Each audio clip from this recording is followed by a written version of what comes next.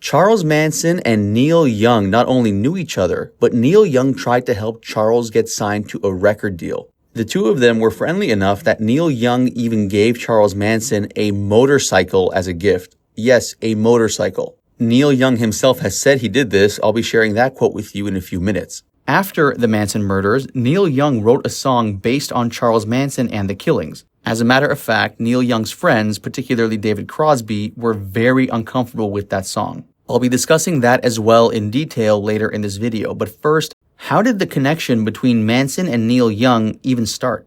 In the summer of 1968, over a dozen of Charlie Manson's girls lived in the house of Beach Boys drummer Dennis Wilson. Charles Manson was frequently over at Dennis Wilson's house, which is where he met Neil Young, another close friend of Dennis Wilson's. The following is from journalist Lee Thomas for Far Out magazine. Quote, Neil Young semi-regularly encountered Charles Manson. Manson was often at the house of Beach Boys co-founder Dennis Wilson. Neil Young would also visit Dennis's house regularly. Thus, somewhat bizarrely, Neil Young had jammed with Manson. Neil Young even helped Manson write new music.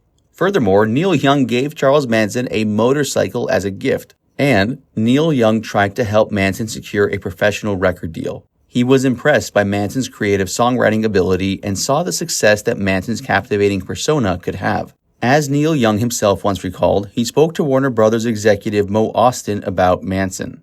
I told Mo Austin about him. This guy, Charles, is unbelievable. He makes up songs as he goes along, and they're all good. But regardless, the label wasn't interested.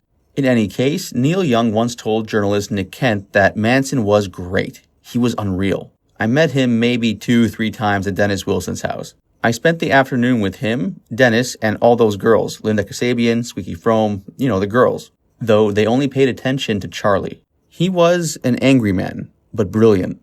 Wrong, but stone brilliant. He sounds like Bob Dylan when he talks. Young later added, he seemed a little uptight, a little too intense. He was a frustrated artist and spent a lot of time in jail. As a songwriter, he would make up songs as he went along. New stuff all the time, no two songs he did were the same. I remember playing a little guitar while he was making up songs. Strong will, that guy. He's like one of the main movers and shakers of the time, but he was kind of skewed.